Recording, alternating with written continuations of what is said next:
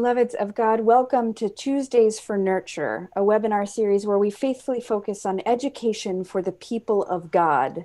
And what we need right now is context and timing and education for how to be in conversation with the current moment as bolstered by all of the work that has come before.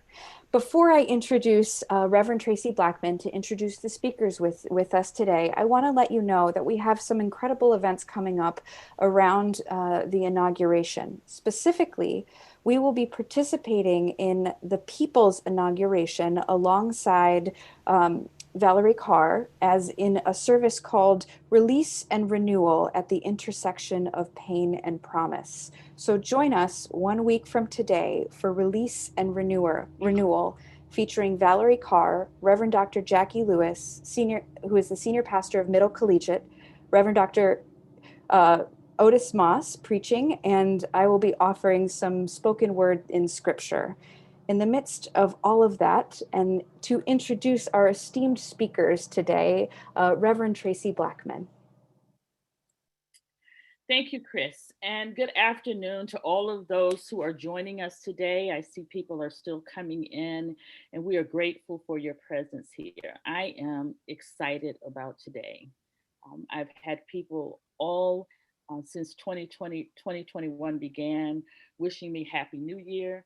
And someone said to me today in an email message, I'm grateful that we're in a new year, and I know you are too. And I think I'm not alone when I share what a colleague of mine shared with me. I was excited about the new year because I thought 2020 was finally ending.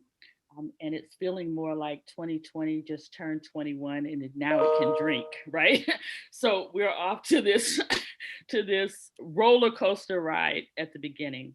And I'm honored to bring to you today two voices that I have the most respect for, who will help us examine where we are and have conversations about where we can go from here. One has been with us before. I call her Queen Mother, Ruby Sales. Ruby Sales is a freedom fighter. She is the founder of Spirit House, and she also was a member of the Student Nonviolent Coordinating Committee, known as SNCC in the 1960s. I have great respect for Queen Mother because she has remained in the fight from the 60s until today, and she ain't tired yet. And so we're grateful for her wisdom and her guidance in this moment. And to put her in conversation with another friend and colleague that I was privileged to meet in Ferguson and am watching do great things on a national platform, and knowing that her heart still stays very proximal to the pain of her people. Brittany Packnett Cunningham. We're grateful that she's joining us today. You may have seen her as a featured commentator on NBC and MSNBC. She is the owner and the CEO of Love and Power Works, co-founder of Campaign Zero. We served on the Ferguson Commission together, and she also served on President Obama's 21st Century Policing Task Force. If you want to know more about either one of them, just Google. They are all everywhere. I don't want to spend too much time with that, but want to take advantage of this moment to really delve into some of the anxiety, some of the unknown, and some of the just needing to unpack it together of this moment. So welcome to you both. And I'm grateful that you are here to not just dialogue with me, but to dialogue with one another and to dialogue with our listeners. Our time together is going to be conversational. And if at any time the question that I ask is not the one you want to answer, I don't even know why I'm saying this to you all. You'll answer what you want to answer, or you'll tell me, that's not the question you should have asked. This is the question you should have asked. And all of that is allowed in this place. But I want to begin by framing it this way. As we all watch the latest in a long history of violent destruction and death, fueled by white fear and rage, descend upon our capital last week, I want to begin our time together by hearing from each of you your insight into our current context. To take a phrase from Paul in his letter to Rome, What shall we say to these things? What shall we say to these things? I'm going to start with you, Brittany, and then hear from Mama Ruby about what shall we say to these things. I mean, I was fully prepared to sit back and listen to Queen Mother Ruby, which I will be doing. I am always deeply grateful and honored to sit at the feet of those who set the blueprint. Yeah. And those who built upon the blueprint. And so I am deeply honored to be in fellowship with the both of you today for that reason, and will be just as much of a student as I hope to be a vessel for whatever God has for this conversation alongside each of you. I'd be remiss if I didn't start by just acknowledging the spiritual reality of this, because I've been so deep in my word. Like, first of all, I feel like I've been turning into my mother, who, as you know, is also a minister, Reverend Dr. Gwendolyn Packnett. And I went, I'm a millennial, so I'm used to reading the Bible on my phone. Well, 2020, no, baby, I needed my own Bible, not the one mom gave, not the one dad gave, not the one, from youth camp or whatever. I said, no, I need my own. I need to feel the weight of it in my hands as a reminder that God's power supersedes all of this. So I'm again, like a true type A millennial, went and researched the kind of Bible I wanted and all of these kinds of things, and have been opening it up daily, especially at night, so that I could try to center my thoughts back on God at the end of all of the chaos that we have been experiencing. I live about 10 minutes from the Capitol building. I live in Washington, D.C. now.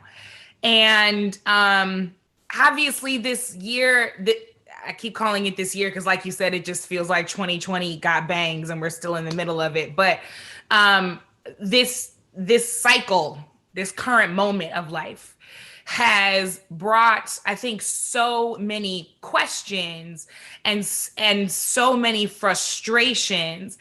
And I have found myself wanting to be quiet more and listen more so that I could make room to listen. Today, I saw a video of Congresswoman Lisa Blunt Rochester, who is a Black woman, member of Congress from Delaware, was on the Joe Biden Vice Presidential Selection Committee, has been assisting and aiding them in transition. A Black woman who is a deep woman of faith. You may have seen now viral video of her praying in the House chamber, and every time I've ever been on a policy phone call with Congresswoman Blunt Rochester, she begins with prayer, right? So she is somebody who is dear to my heart. She is, to me, an example of exactly who has been the savior of democracy in this country, right? Spirit-filled Black women. And I saw today this video of her being locked in what was supposedly the safe room during this insurrection. And she's trying to pass out masks to unmasked colleagues of hers, who I'm no longer calling them colleagues, I'm calling them carriers. They're carriers of COVID-19 that we know now at least 2, or I think maybe 3 is now the count, other Congress people, it sounds like mostly women of color, have been infected with COVID-19 because they were in that safe room with unmasked legislators. They are carriers of white supremacy. These are people who intentionally fed the beast, thinking that it would not turn on them, but would rather turn up for them. And that's exactly what we saw during this insurrection. And they're carriers of violence. In my book, it is just as violent to your neighbor, to your colleague, to someone that you say is also God's child, to show up unmasked, carrying something and spreading something that you know is deadly. It is just as violent to do that as it is to feed an insurrection. And so I watched her try to pass out these masks and be the person she has always been. And I watched her supposed colleagues scoff at her, refuse to keep her safe in this moment, to sit around and laugh and joke while she was fearing for her life, both at the hands of insurrectionists and at the hands of something that is disproportionately killing Black people. And so I can't answer your question without acknowledging the deep pain that I felt watching that video, the deep frustration that I felt when it all coalesced and I'm watching these people who created this problem and who seeded this problem and who fed this problem that is truly generational, right? That is in the very roots of this country. I'm watching these same people endanger their supposed colleagues and feel nothing.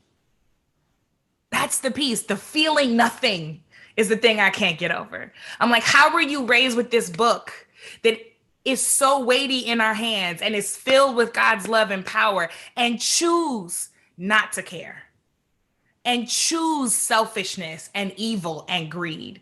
So I'm beginning there because I'm angry, and I'm not going to sit here and act like I'm not angry. And I think that what we need to recognize is that what we saw was the violent manifestation of white supremacy that, as I said, has been seeded over generations. We have to remember, if you put a seed in the ground, it spends a lot of time underground doing a lot of things, spreading roots, germinating, feeding itself, right? Building its strength so that when it's ready to pop up through the ground, it can do so and actually continue to stand, right? And grow taller and grow deeper, and the roots keep growing deeper. And so these seeds have been planted and watered and fertilized for a long time. That's why Queen Mother Ruby has been doing what she's been doing her whole life, because it's been planted over such a long time. And I am so clear that if people of God are not committed to fighting this at all levels, including the spiritual one, it cannot be uprooted. So that's where I am. It's interesting that you are there, because Queen Mother and I were talking last night, even on the phone, and I'm going to bring you in right now, Queen Mother Ruby. I was so ecstatic about this conversation because of the intergenerational nature of it, and also because of the connection of it, that through the generations, the truth still remains the same in the spiritual framework. So, Queen Mother, I'm going to ask you the same question. What shall we say to these things? First of all, I want to say that I feel so inspired and so hopeful to be sitting in this place, in this communal space, with two preachers who every time you speak, I want to say amen. And I was so moved by what Brittany was saying that I almost forgot what I wanted to say. And so that I just thank you for that sermon this afternoon, my sister. Say it again, Queen Mother, because she won't claim that preacher part yet. Let me just tell you how you just followed in the footsteps of so many Black women that go all the way back to enslavement.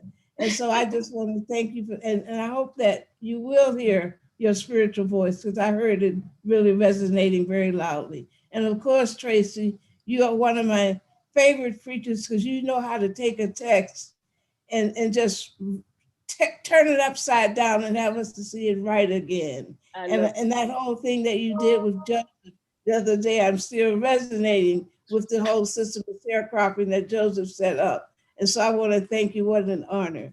As we were talking, this came to my mind, how our ancestors, when they gathered in the fields of enslavement, and when they created, that the only voice that they had was a voice to sing songs. That in the songs that they sang, they had to announce to the world that they were present. It became their way of talking back to the world. It became their way of saying what they wanted to say in such a time as where they were living. And one of the things that I heard them say, sometimes I feel so low down in the valley, we can't hear nobody pray. And I feel that this is such a time that we're so low down in the valley that it's hard to hear anybody pray. And so the question that we are tasked with today is, how did we get so low down in the valley? And I think that we have to really, what Brittany described, this numbness is is not new. It's a numbness that has been present from the very point that Europeans invaded this country and numbed themselves to the suffering, the carnage, the genocide, the evisceration of entire nations of indigenous people, and then to numb themselves to that reality and to turn around and create a false narrative that they were a good people. And so that separated their inner consciousness from what they did on the outside. So what we see today is what it has always been, that America is in a spiritual crisis that gets to the very heart of what it means to be human. That we are faced today with a task that presented itself from the very first when Europeans invaded this country. How is it that we live together in right relations with each other, God, and all aspects of creation?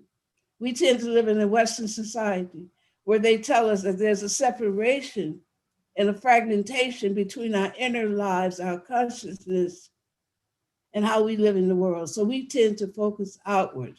We tend to look at the poverty. We tend to look at the greed. We tend to look at the materialism, but we don't begin with the question, what is the spiritual malformation that gives rise to social perversity, to the social perversity of greed? What is the spiritual malformation that is inherent in a culture of whiteness that will allow white people to commit suicide and reduce their identity to one thing, which is the color of their skins, and murder their genders, murder their sexualities, murders their class, murders their relationship to their ancestors, because they don't have an ethnicity, they have a whiteness skin, white skin nationalism.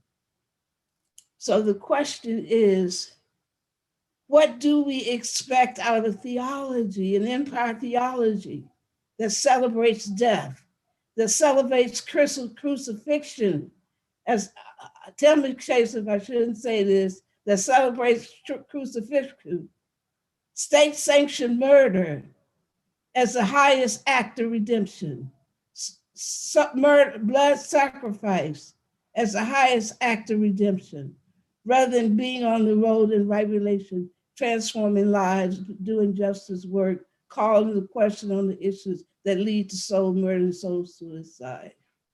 That part of Jesus' life is rarely celebrated. And so we then began to ask the question, if people celebrate death, then the theologies that they create is a death-driven theology.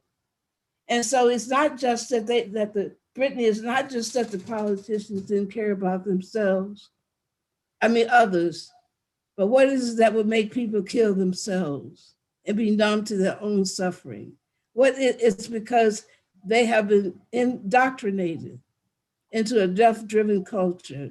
So our task today, as it has always been for Black people from the moment of captivity, that's right, because we were free people before we were captured and before we were put on those floating prisons called slave ships. And that's a really manipulative term that gets you to misunderstand that the people on those sites of terror were not slaves, they were free people who were captives. And so the question is, how is it that we began to ask the right kind of questions that give us the right kind of answers? And I believe that we must begin to look at, for Christians, the whole question is, what is it that would make us link God with empire building? Our churches say for God and country. What do you do with a theology that links God with carnage, that links God with imperialism, that links God with murder and state-sanctioned rape? And how is it that we celebrate that Joshua fought the battle of Jericho and the walls came tumbling down without realizing there were people behind those walls? So I believe that the question is for us, what does it mean to be fully human? And what does it mean to live in a 21st century capitalist technocracy where very few lives matter and Black lives matter least of all lives? And what does it mean to live in a capitalist technocracy where 30% of white global men own 95% of the global wealth, and we only have 70% of us must share the 5% that's left over? Can you imagine millions of people trying to share 5% of the world's resources? So the theological question today is, how is it that we raise ourselves up from disposability to essentiality in God's creation and in the project of democracy? How is it that we measure the good life? And so this is where I think we need to begin the question today. Wow, that's a lot. Thank you, Queen Mother. And indeed, we will begin the question there. I want to talk about something that has haunted me, that I hear in the media so much that's related to this.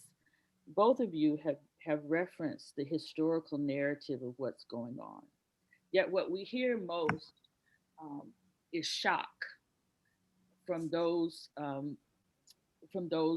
who are not kissed by the sun with their hue. This is not America.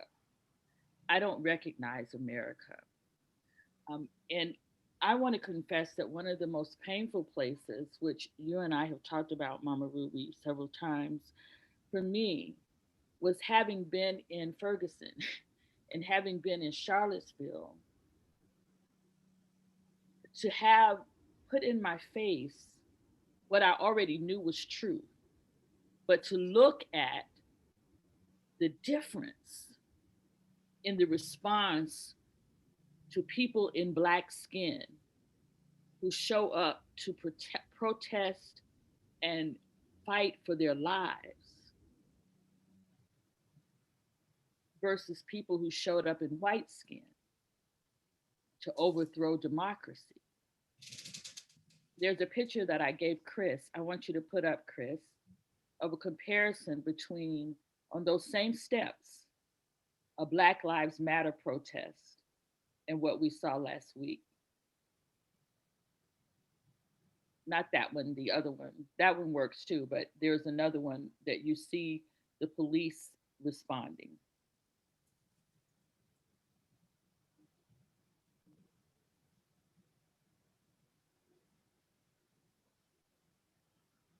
Did I send you the one with the police on the steps?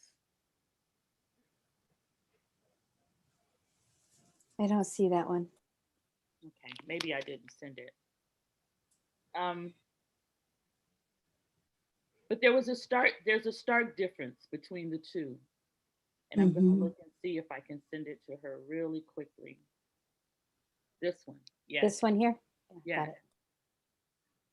The upper image is how our nation prepared for a published Black Lives Matter march that was to come to the nation's capital. All of these armed law enforcing people were there to greet the protesters when they came. And the bottom image is one of last week. In both cases, the arrival of those who were coming was not a secret. In both cases, everyone knew what was going to happen that day. The only difference is that the ones at the top were going to be Black Lives Matter protesters, which are not all Black, by the way. I want to acknowledge that. And the one at the bottom was going to be those who came saying that they had issues with our election. It's hard to look at that and not feel some kind of way as a Black woman in America. As of yesterday, 2 members of the Capitol Police Force have been suspended, and 15 more are under investigation. One officer was killed in the insurrection, and we've seen video of several officers aiding insurrectionists in this effort by opening gates, in one instance, taking selfies, and in another instance, waving people in. Will each of you speak a little bit about how this interaction impacted you, given the history of police violence against unarmed protest for Black lives in this country? Not just now, but historically as well. Queen Mama Ruby, I want you to go first. I think that it reaffirmed for me the need to have a deeper conversation about policing Black lives and to understand that policing is connected to a whole set of ideologies in terms of whiteness and in terms of Blackness. And that it is important for us to understand that what we saw gave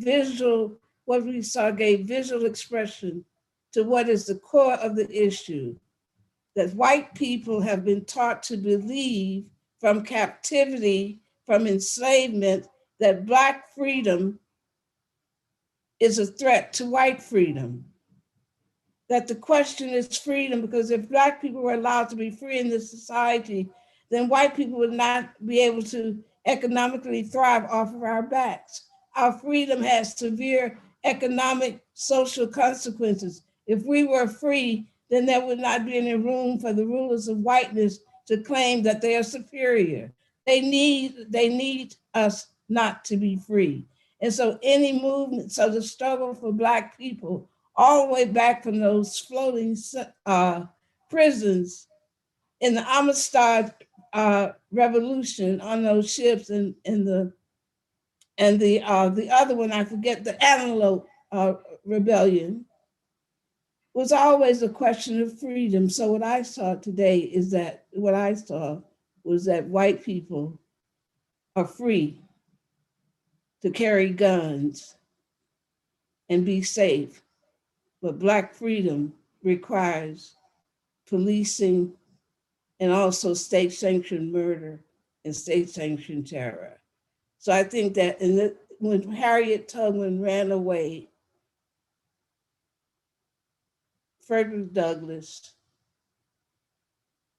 they were running away for freedom, not civil rights.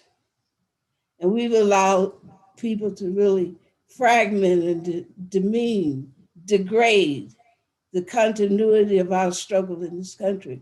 Our struggle, first and foremost, has been a freedom struggle, and civil rights is a part of that struggle. But to reduce the Southern freedom movement to a civil rights struggle is to eradicate our struggle to be fully human, our struggle to be able to live into the fullest of our capacity. It erases all of the carnage, the genocide, the cultural, spiritual genocide that white people have inflicted upon not only Black people, but Native people in this country. And so when you tell people that it's a civil rights movement, you put the hands in politics, the power in politicians to be your benefactors. It takes the power out of the hands of the people. Whereas the freedom movement says that you have the power to shape your destiny, and that politicians are not your benefactors, that God is your benefactor.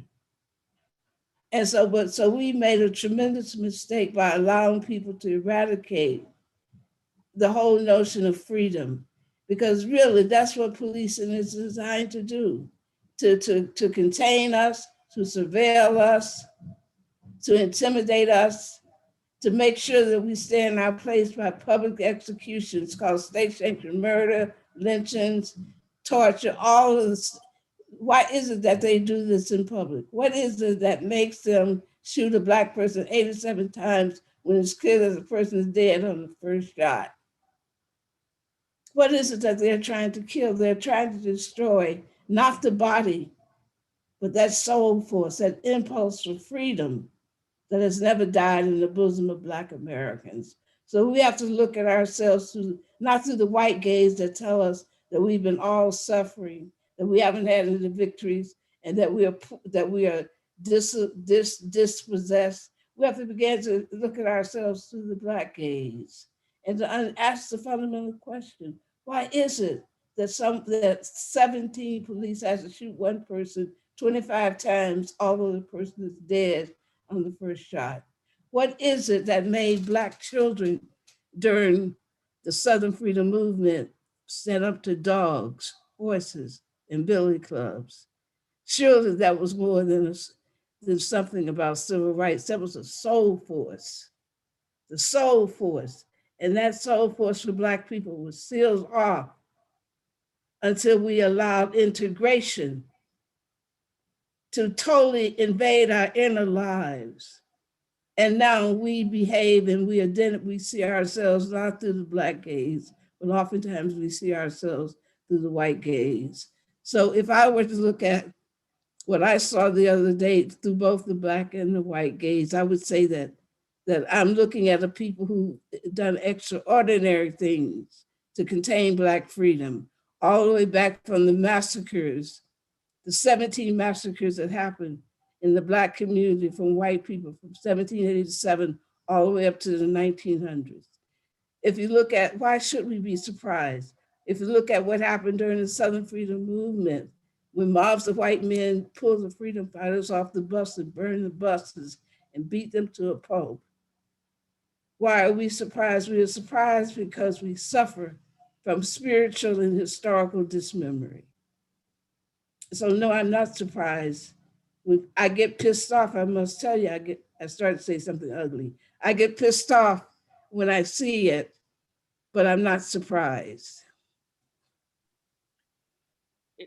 It's interesting what you say, Queen Mother. I have a friend whose name is Angel Kiondo Williams. She's a Buddhist priest. And one of the things that she shared with me in dialogue was her opinion that it is inconceivable in the mind of whiteness, Black freedom. That Black freedom is inconceivable in the mind of whiteness. And some of what you were saying generated that for me.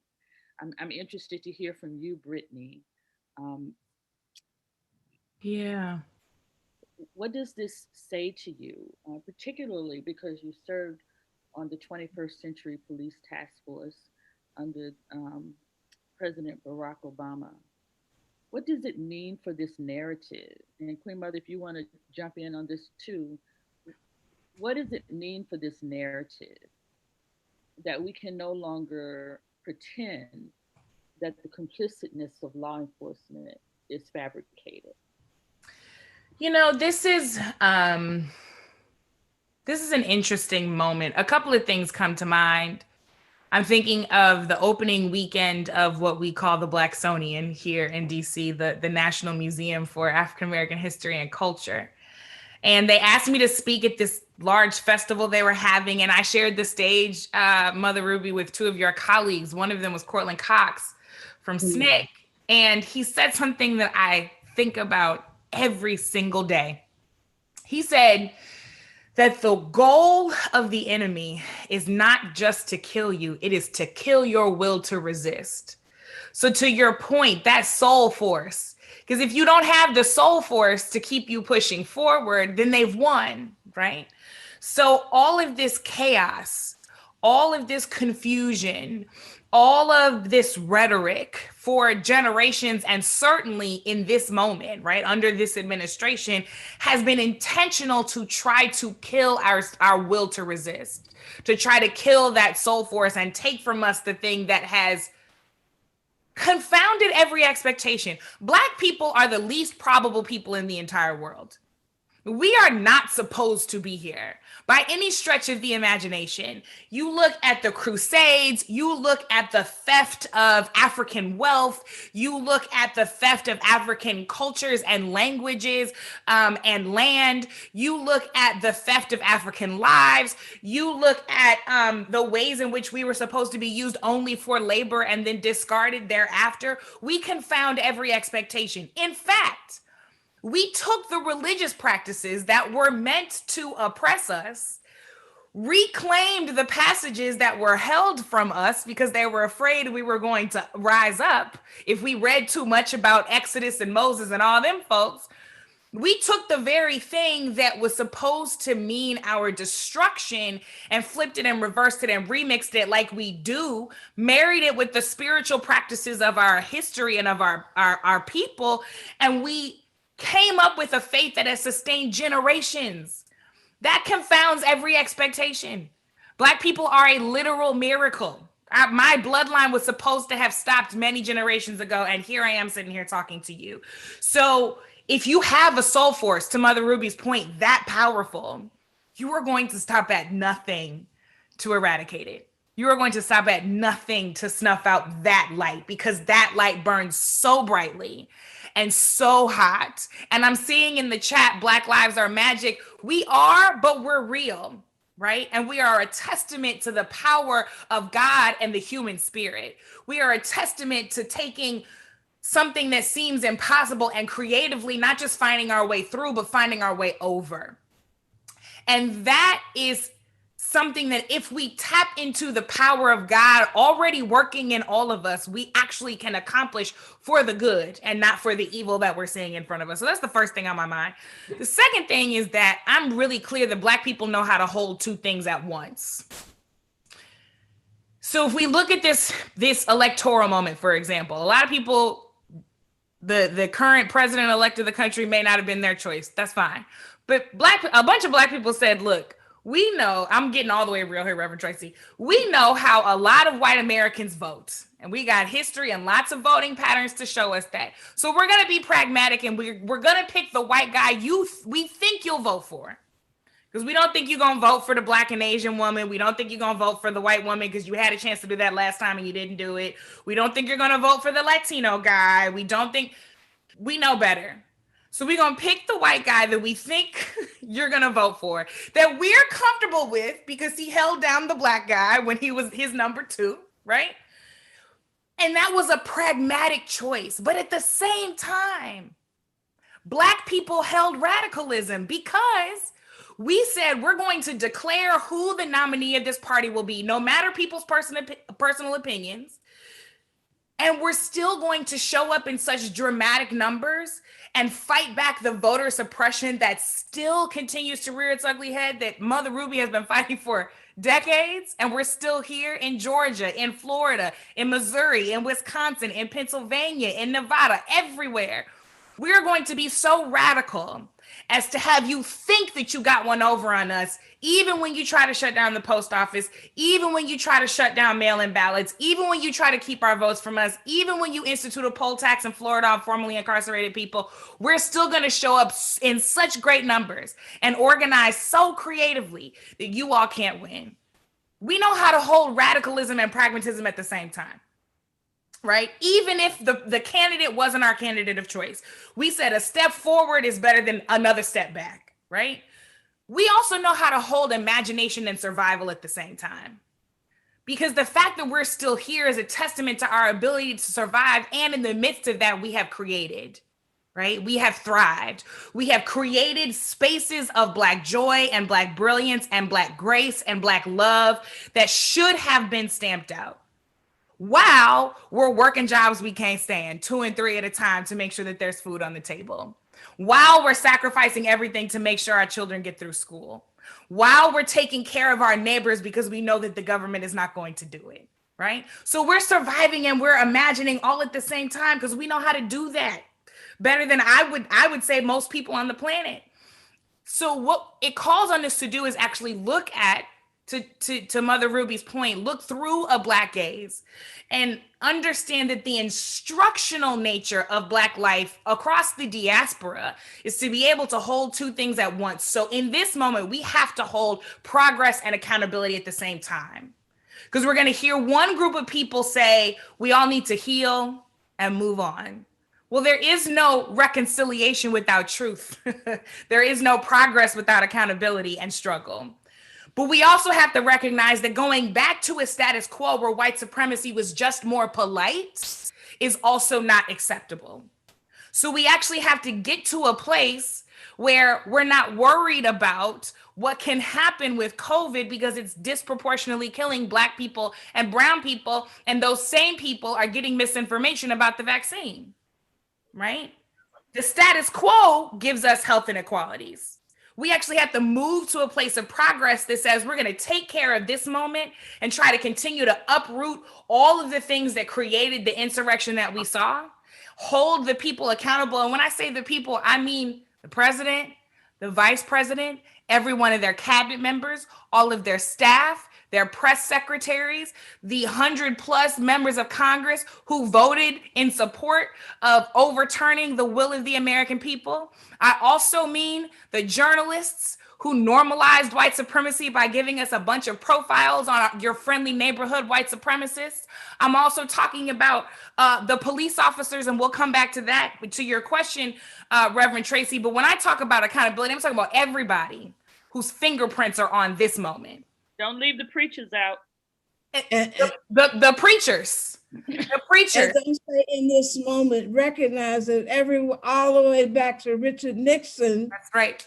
That this moment has been being created, all the way back to the Southern Strategy and the development of the American Legislative Exchange Council, where rich white men created legislation that they passed from state to state that were designed to regain the power, white power that Black people had to stabilize during the Southern Freedom Movement. What a miracle, the miracles, Brittany. What a miracle. That's right. That these ordinary Black people, not icons, maids, ordinary folks, were able to destabilize and defeat one of the most powerful empires all the way back to the 1400s in this country without firing a shot. That's right. That's with our soul force. What a miracle. Selma, what a miracle. Jackson, we're capable. That's why oppression continues, because they know we can do it because we've done it before.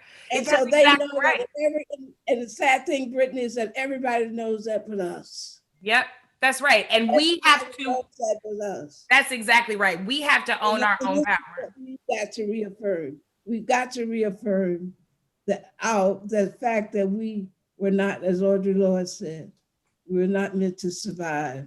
And as the great poet Sterling Brown says, they hemmed us in ghettos. They tried to kill us, but the strong people keep coming. That's right. Strong people keep coming.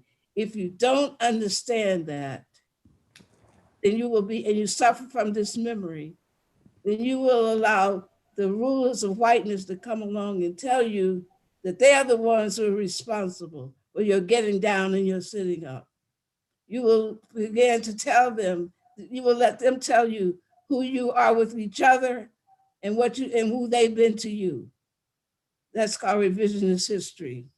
And so I think that it's really, really important in this moment for us to understand the meaning of a technocracy that erases human memory, that in a capitalist technocracy, we are dismembered, that the celebration of this memory has peaked in a capitalist technocracy, and memory is no longer in our lived history with each other, in our eye-to-eye contact with each other, in our verbal language that we engage with each other.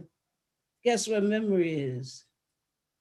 The repository of human memory today is technology, social media,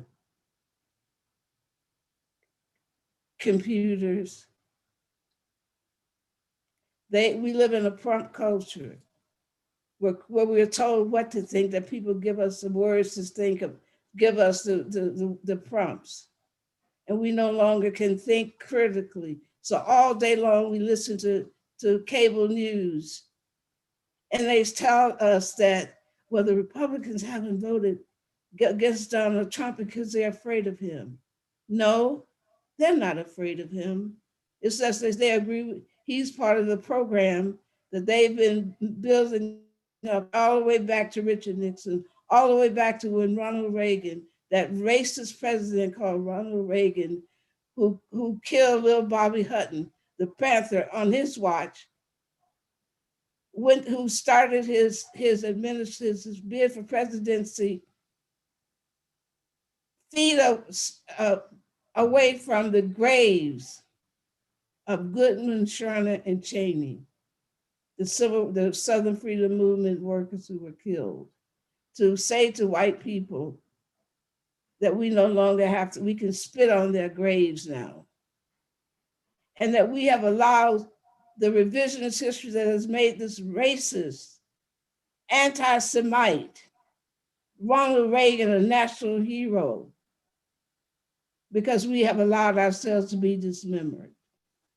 And so it's really important for us to understand, to ask the question, what is the correlation, Brittany, between the high disproportionate numbers of Black people being killed by state-sanctioned murder? Yep. And the disproportionate of Black death in states in the medical industrial complex? In other words, what is the correlation between the medical industrial complex and the prison industrial complex in relationship to the significance of Black lives? It comes out of the same thing, that in a technocracy where Black labor is surplus, where we're not longer needed to be a part of the means of production, or that we are not the product, the producers, or we're not the products or the machines to produce, we're no longer needed. We're irrelevant. There's a correlation between our irrelevance to the white economic base and the fact that the high disproportion of state-sanctioned murders and also murders in the medical industrial complex. We've got to stop bifurcating, because history is not dualistic as the West has told us. History, as Brittany has pointed out to us so profoundly, is really simultaneous. It is. And two things happen at the same time, and history is not. Go ahead. Let me hear that. Oh, no. I don't want to interrupt. I just want to make sure that That's good. If something got sparked, let me hear you say it. Well, but it's making me think of Pastor Traci's question about the police, right? Because to your point, if we stop bifurcating not just history, but all of the systems therein, we can recognize law enforcement as exactly what that word describes. They are enforcing the laws of the system built on that supremacy, built to maintain and perpetuate that supremacy. So what we're experiencing now in this moment is some people are having this light bulb moment where they're like, wait a minute, what is this police officer, this Capitol police officer doing taking selfies with these insurrectionists? Those are his friends.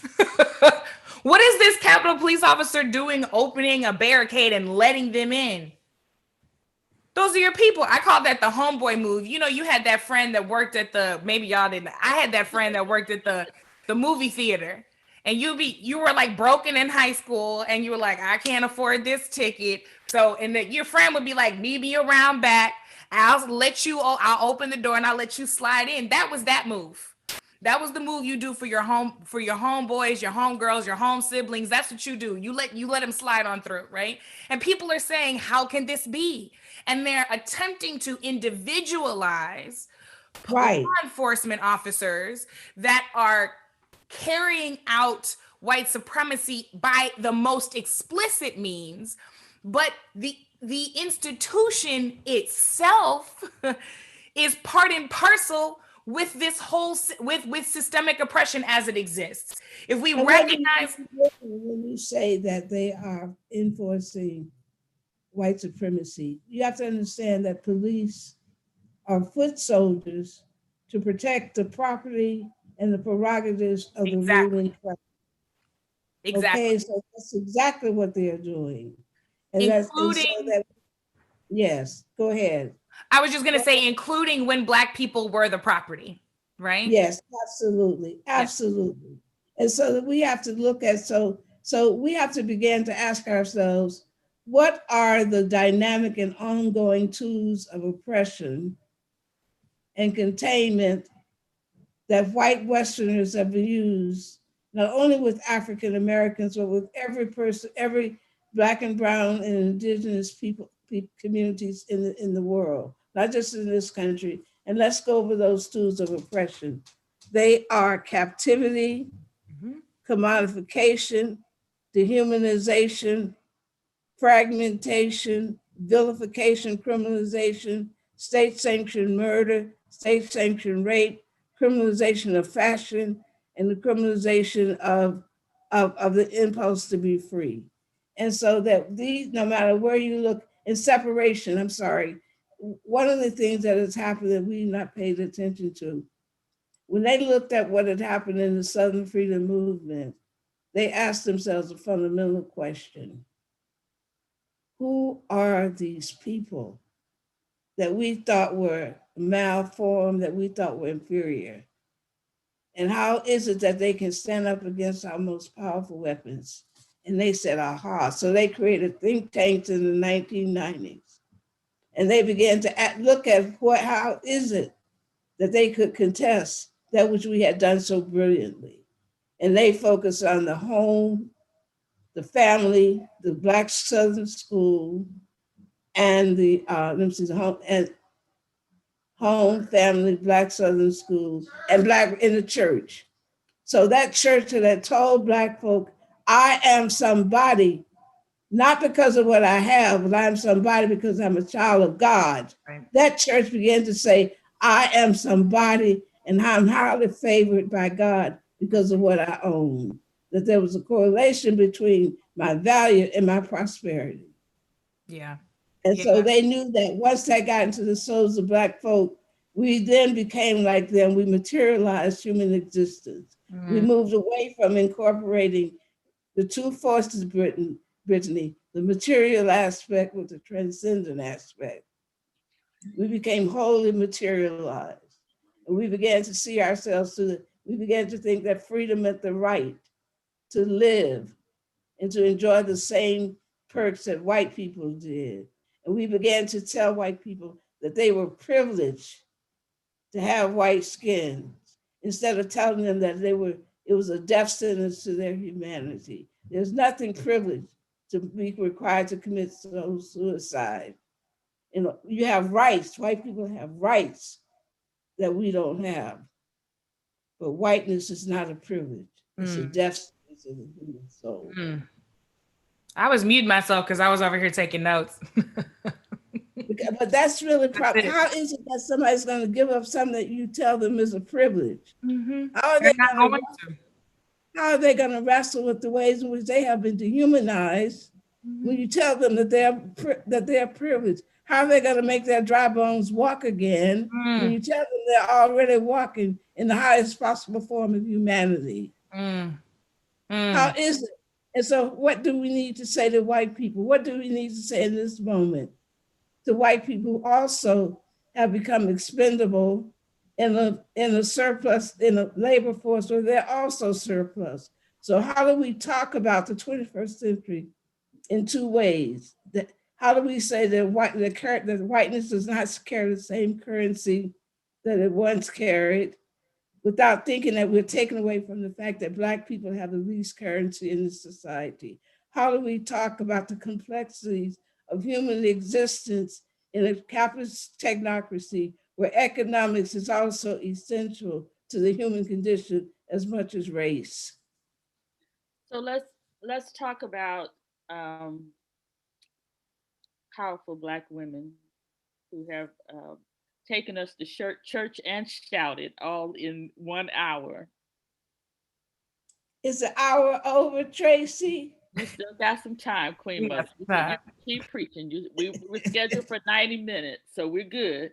But what shall we say to these things?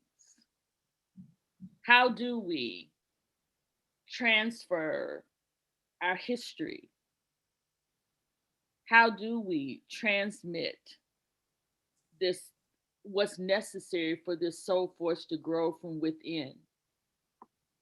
How do we, in this 21st century, as you would say, Queen Mother, curate a social gospel that will serve this present day? How do we get across the message? Because the sad part is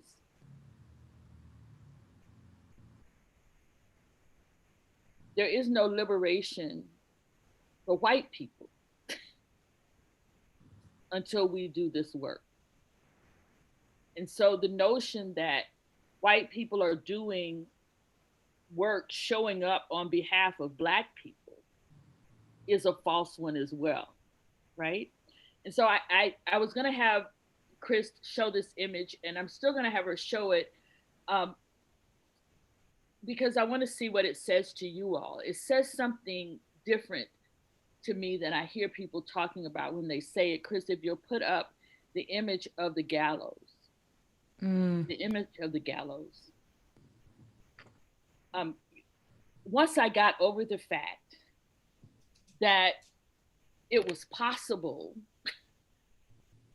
for whoever did this to build gallows on federal property in 2021, and no one stopped them, and to hang a noose, and no one stopped them.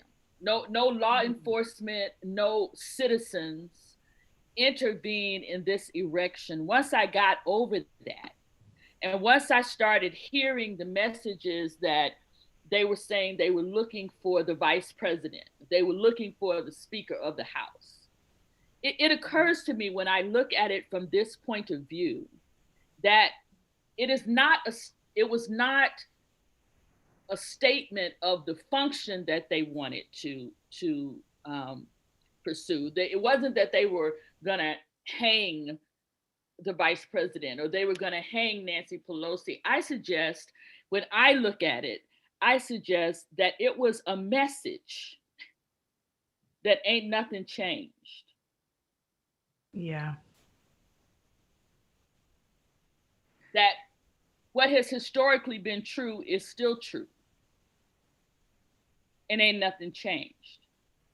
Now, I know intellectually much has changed, but this history that we haven't wrestled with, that we haven't rewritten in the light of truth that you all have been talking about,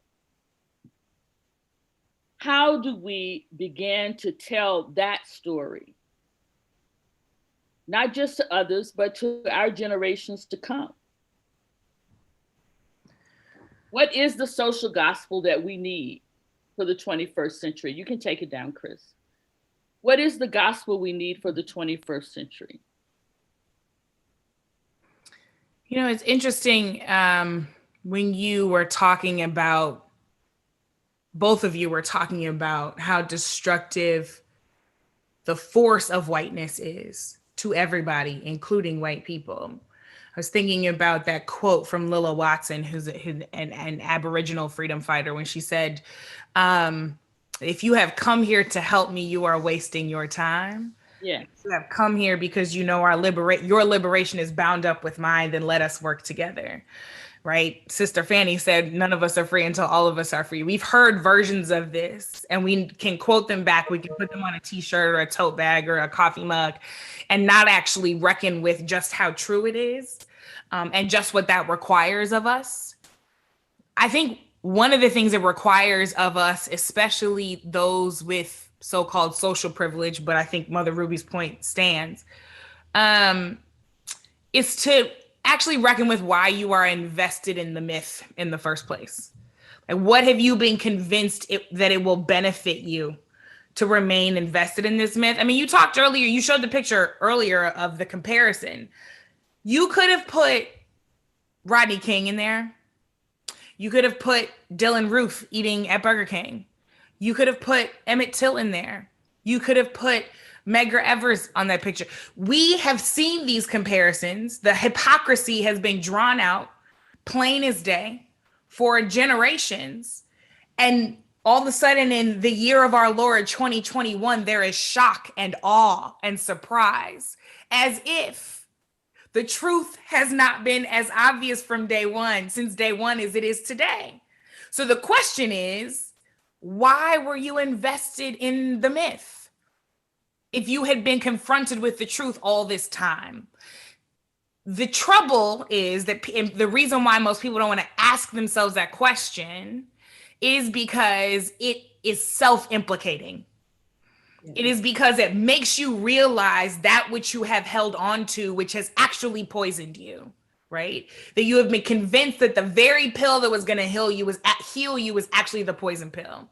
And so there's a lot of extrapolating that has to get done, right? Of like, oh, now I have to go and learn all of the things that I learned in this pew and on this couch and at that holiday table, et cetera, et cetera.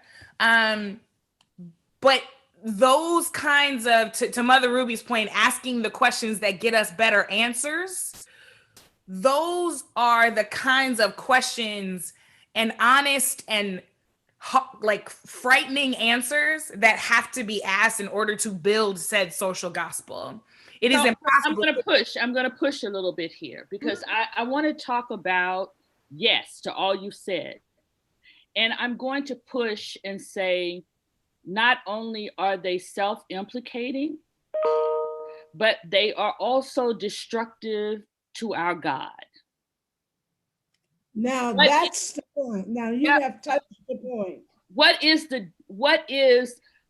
theological deconstruction that we must be willing to bear to advance a social gospel that heals? Yeah. Amen. Amen. Yeah. Wait, that's the question. Go ahead, Mother Ruby. And the question is idolatry. That part of what happens with white supremacy is that white men, the fact that they hung that noose, built that structure, hung it in public, is that they wanted us to remind us that they are God, that they have power over Black lives and Black death, that they want to usurp the power of God. So that was about white idolatry. That was about a people who want to be God, and that was about a reminder that they want us to believe that they are God envy. So that's one thing that we're dealing with. So this week in the Washington Post, there's an article about some of the evangelical support that surrounded the current president. And one of the leaders of that, I can't remember his first name, but his last name is Jeffress. I think it's Robert Jeffress, but don't hold me to that. He's a mega preacher in Dallas, Texas, but he is one we've seen often with the president, leading this charge of juxtaposing God over tyranny, actually, right? Which is not new either. What he said, though, in this article stopped me in my tracks, because he said, we don't apologize. We are against what happened at the Capitol. We are against the violence that we saw. But we are in no way sorry for our support of this president, because the end justifies the means. They've constructed a theology. Yeah. Empire theology. In which I'm connecting some things because we're going to run out of time. I'm connecting what you said, Mother Ruby. They have constructed a theology which commodifies bodies that are no longer needed. So in essence, what he was saying is the 5 people who died were an acceptable collateral. Acceptable loss, yeah. To the end that they wanted, right? Yes. The 500 plus something children who still don't have their parents because we separated them at the border, that's an acceptable loss. Amen. For what they wanted. The 300 that we have gone 11 months with people who are struggling to make ends meet, receiving $2,600 total if you got everything from the stimulus packages. While Jeff Bezos has hit $10.7 trillion this year, is an acceptable loss because we got what we wanted. And that is a theology that we have embraced, not just white, not just Black. We have embraced this theology that getting what we want means that we are the chosen. It must be deconstructed. We have also developed a theology of human disposability. Yes. And then we have to look at things through the Black gaze. What does it mean when white people are so disposable that you would encourage them to not wear masks, to kill themselves, so that you can push forward your white supremacist agenda? White people are also disposable. So we have to begin to develop a theology that raises all of us up from disposability to essentiality. We yes. must also, and the shock we are seeing, the shock of saying this is not America, is because on the wide screen, the disposability of whiteness was front and center. That's the shock. The shock that lawmakers had to hide under benches because they were fearing for their lives. The shock, you know, there was this woman, Black people make memes out of everything, but there was this woman who was maced, and she comes outside and she's shocked that she got maced, even though she was overturned the Capitol. I'm gonna specify even more. Black people, the niggardization of whiteness, that's only supposed to happen. These were the most and let me just say, in a technocracy, politics no longer matter because they don't create the discourse. The technocrats do. So we see that even white powerful people are disposable because whoever decided to tell those police to stand down made a decision that these people were collateral to the project, to the global project of white supremacy. So we have to be able to deal with Black disposability, but at the same time, talk about the fact of white disposability, brown disposability. In other words, we need to have a Pentecost moment in the 21st century where we began to talk, where we began to create a social gospel where we talk in tongues. A Pentecost moment and also a Gerasene moment. Yes. I want to get really specific though, because we witnessed a particular disposability. It was disposability of white, mostly male, cisgender, heterosexual, name it, middle class and upper class, educated, English speaking, American born men, right? Yeah. We have to be really, really specific because that's the image of Christ that they tried to sell us. That it was a white straight dude with long hair and blue eyes, right? So when they supplanted woman God with themselves, right? Your point about empire theology, they supplanted God with themselves and they said, we will build the empire. We will sustain the empire. And if you turn against the empire, if you are a traitor to the empire, then you too are disposable, even if you are in our image, right? And so that's the shock. Very specific. That's the shock. Mike Pence was supposed to be the pinnacle of the very thing that they worshipped, and they were ready to put him on the gallows too because he turned against the empire. That's the shock. What Traci said real quick, they were not shocked when they separated Black and brown. By the way, they're refugees. Do not call them immigrants because the United Nations says that you must treat refugees in a certain way, different from how you treat immigrants. They were not shocked when they did. They were not shocked when he came down the escalator saying that Mexican are rapists. They're only shocked because it has happened to them. Because it has happened to them. Someone in the chat asked me to explain what I meant by Pentecostal and Gerasene. Pentecostal is the movement of the Spirit among the people, which, by the way, didn't stay in the building. It went out into the streets. But in that graveyard in Gerasene is where Jesus calls out the demon. And both of those things are necessary. And in progressive theology, we hesitate to call out demons. We hesitate to confront a theology that is antithetical to the ministry of Jesus. Even though we know it's wrong, we hesitate to do it. And so I also hold us accountable for this moment, because we have not used our voices and our power in ways to call out the demon, because we want to be polite, because we want to be conciliatory. And sometimes you got to call a thing so we can move forward into a new way of being.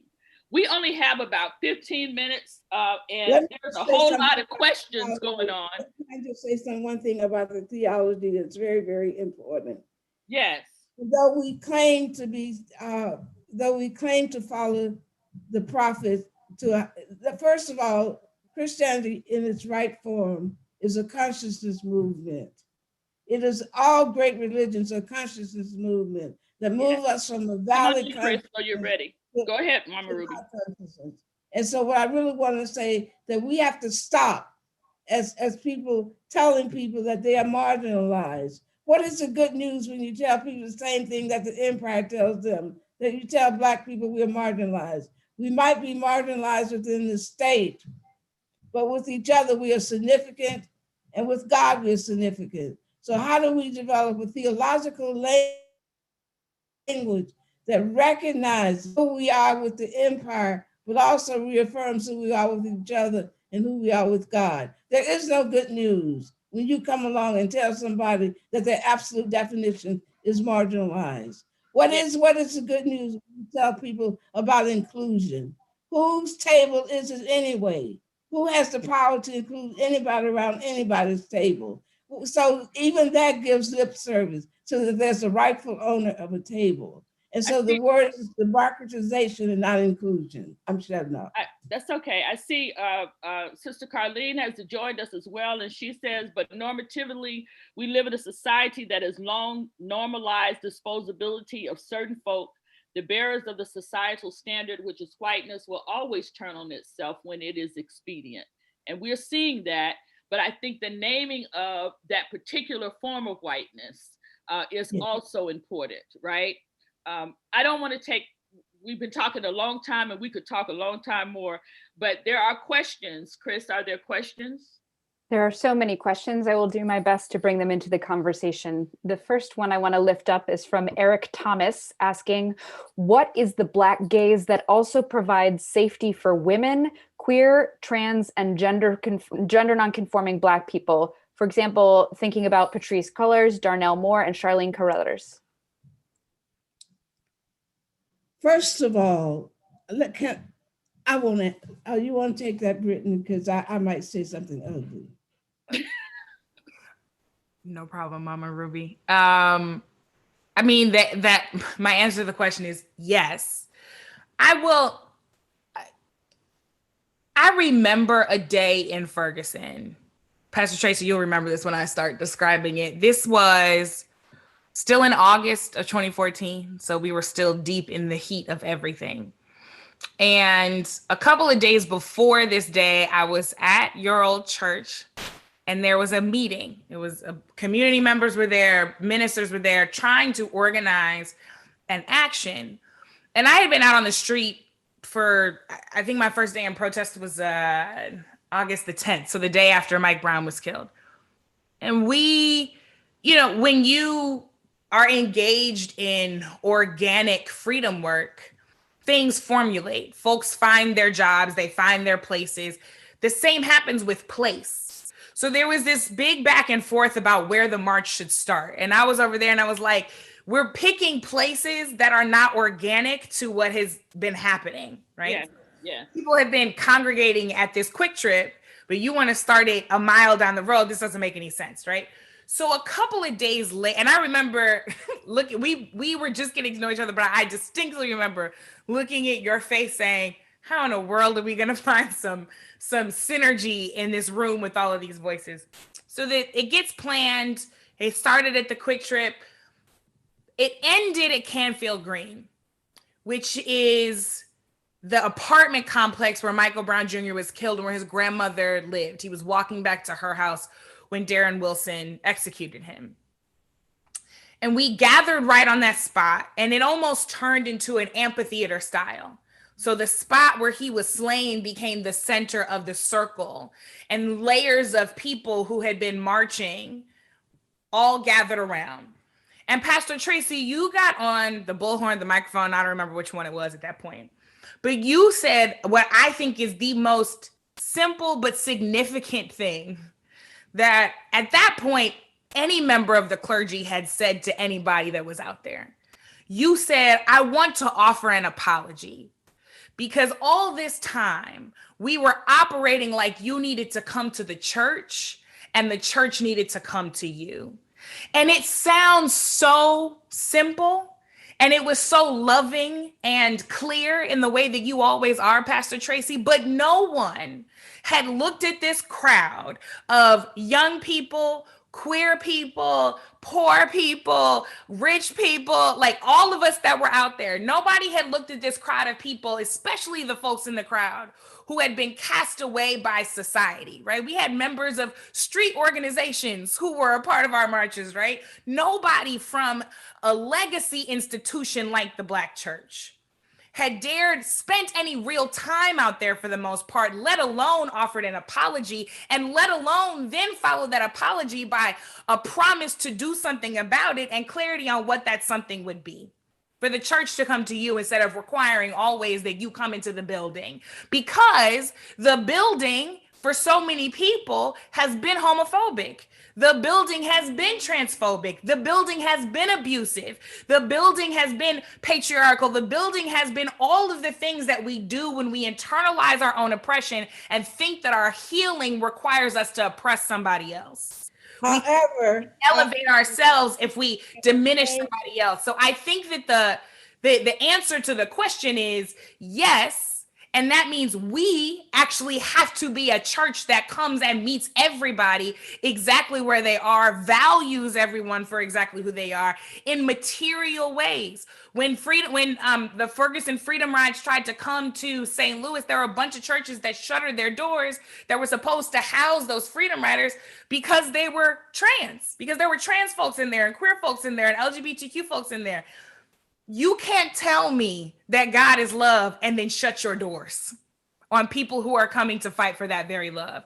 So I think that and it's easy to catch that up in like progressive, well, I belong to this denomination and da da da da. If you are, as we so often say, the only Bible that people read, then how are you actually being the church that comes to all people in the ways in which God came to all of us? And therefore, it's one of these moments that we must look at things simultaneously. Is that, first of all, there's a difference between internalization of homophobia and heterosexism. In order to execute a reign of heterosexism, you must have the instruments of power. Black people do not have the instruments of systemic power in order to be heterosexist. And I speak of this as the same gender-loving woman. I'm saying to you that there's a fundamental, if we're going to talk about the source of it, the source is heterosexism. It's not homophobia, it's heterosexism.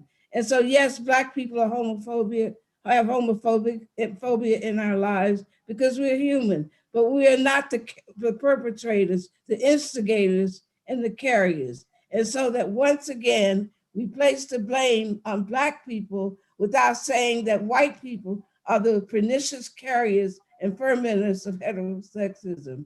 And it really burns me up because what that says to Black young people is that older Black people don't love you, that we love you better than what your people love you. And I think that it's much more complex than that. I really believe that we've got to really, when I grew up in the South, and I was searching for my sexual identity. Had it not been for the Black church and the Black school, I don't know where I would have been. Yeah. And it began to change when Black people began to take on white values, when we didn't need all hands on deck. Because when I grew up, we were so pushed against the wall that we needed every hand in the Black community to push us away from the wall. It did not mean that we were not homophobic. But if you can endure racism and work with white people, why can't you work with your own people in order to try to eradicate homophobia? Why is it that we are disposable, that we are killers of the Black self? You can work with white people who are not only the killers of your ethnic self, but your gender self, your sexual self. And so I think that we've got to really begin to look at this and be very fair to Black people and stop telling Black children that Black people don't love them. So it's a mixed picture. It's a mixed picture. I agree. So let me say that, and many may disagree with me, that as horrid as 2020 has been, one of the best things that ever happened was the closing of the doors of the buildings. For if there was truly church inside, the church will survive.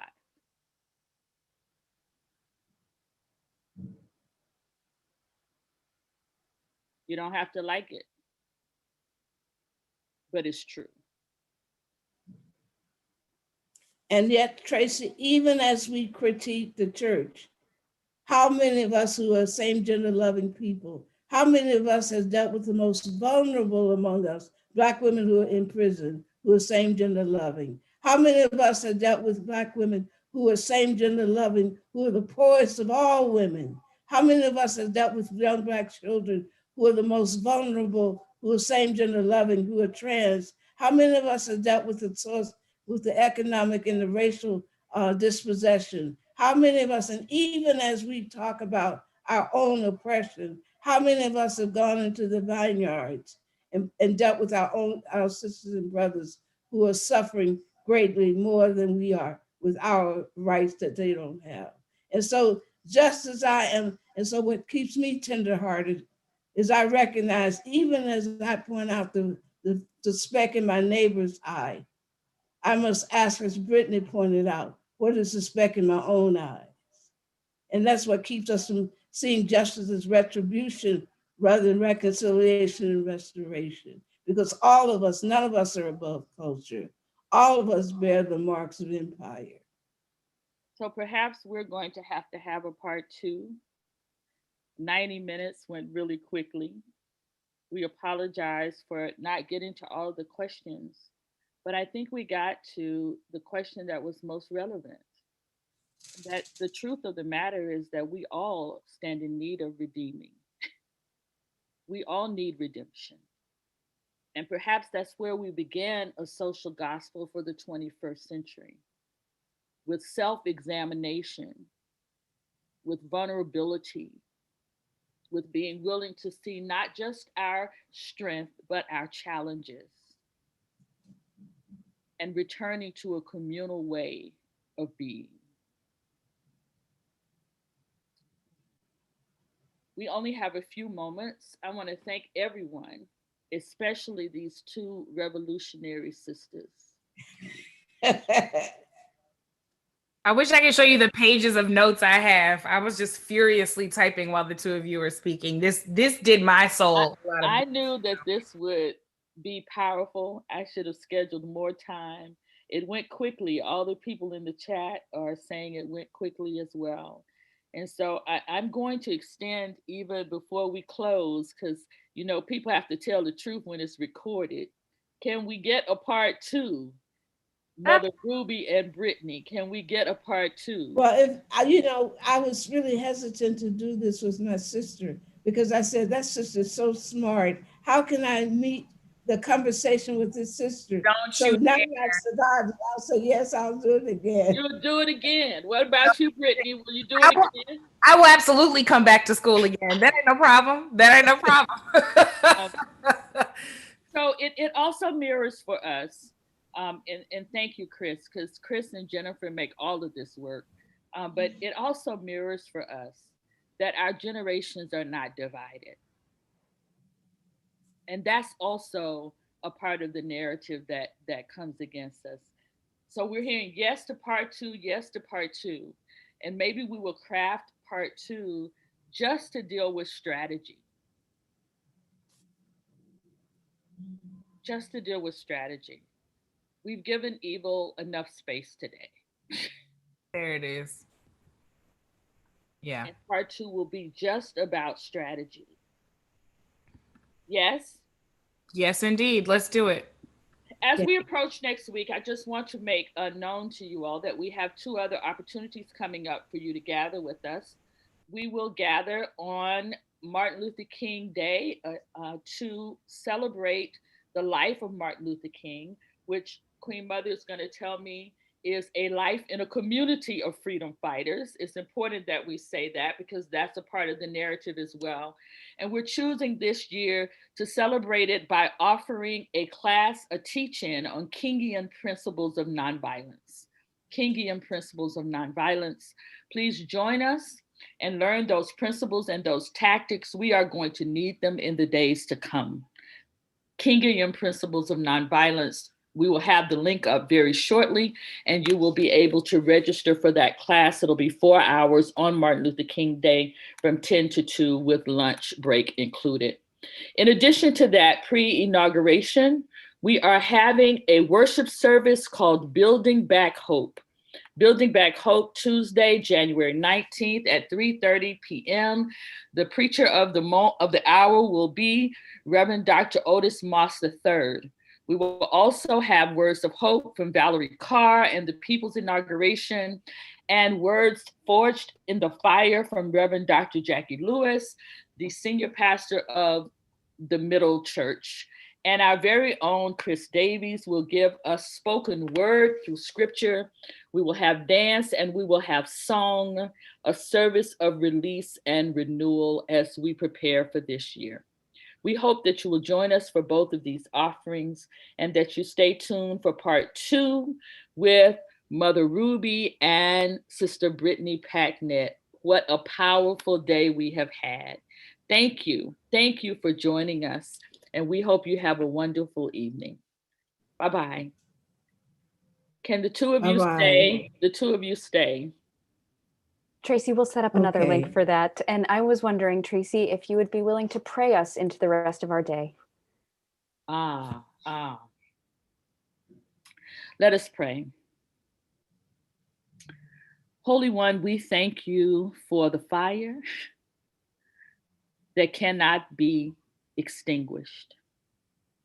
We thank you for the spirit that cannot be stopped. We thank you for the will that always makes a way. We thank you for the power that presses on in spite of every obstacle. Now, as we journey through the days to come, help us to keep our mind and our eyes on you. For there is no greater power. There is no greater way than what we can do together when we do it according to the principles of justice, of mercy, and of love. These things we ask, I ask in the name that I pray, and that is the name of that revolutionary rabbi, Jesus. Amen. Have a good evening. Love you. Look for the other link because I want to talk to you guys for a minute.